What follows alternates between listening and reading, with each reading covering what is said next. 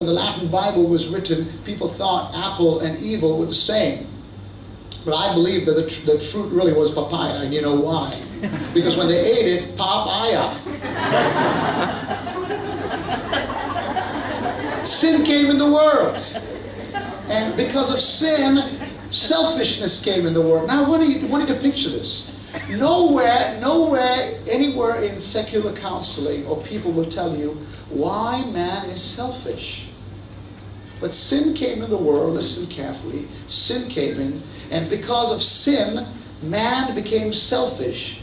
And because of sin, man was now going to die. We're going to get older and older, and one day we would die. Man has three problems. There are three problems in the human race. Did you know that? It's the root of all problems. You say, no, there are more than three problems in the human race. I beg to differ. There are only three problems in the human race. Sin, selfishness, and death.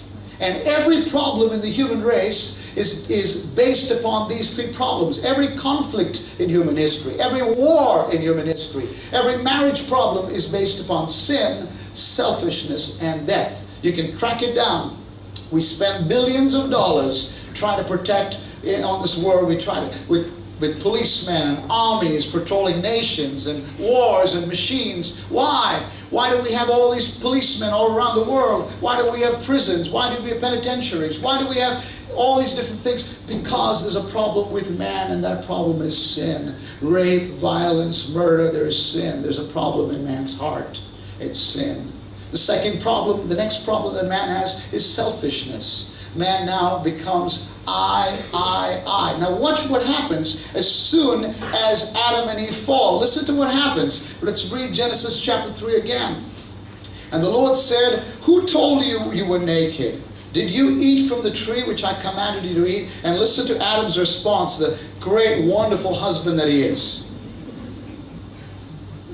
The man, the wonderful man, the chivalrous, courageous man. This is what he says. The woman whom you gave me to be with me. You know the woman that I was excited about? The woman I said, bone of my bone and flesh of my flesh, and I was jumping around for joy. That woman I couldn't get my eyes off.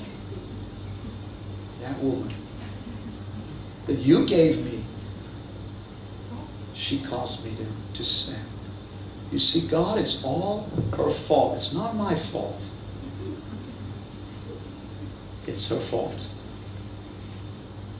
So God now goes to Eve and says, Eve, what's the problem with you? Why did you do it? And Eve says, it's not me, it's my surroundings. It's my circumstances. It was the devil who made me do it.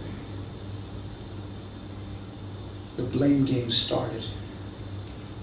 And it carries on for 21 centuries. And we know it well. If you sit in a pastor's office, or you are counseling somebody, you know this goes on in our own marriages, right? The blame game can happen any moment. It's your fault, not mine. I didn't do it. You see what has happened in the world tonight, how relevant the Bible is. We have a problem here. When Adam and Eve sinned, there's a problem that happened that passed down to the human race. And you know what that is? Inside of every human being, passed down from Adam and Eve, is a sin nature. A sinful, selfish nature that was passed down by our forefathers. And I like to explain it this way. Just as I passed down my genetics to my son, or you pass down, and it's been passed down through the human race. You get hair color that's the same, and eye color that's the same. Sin nature was passed down to your offspring.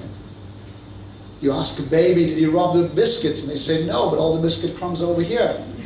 Who told that baby to lie? Mommy, daddy never told them to lie.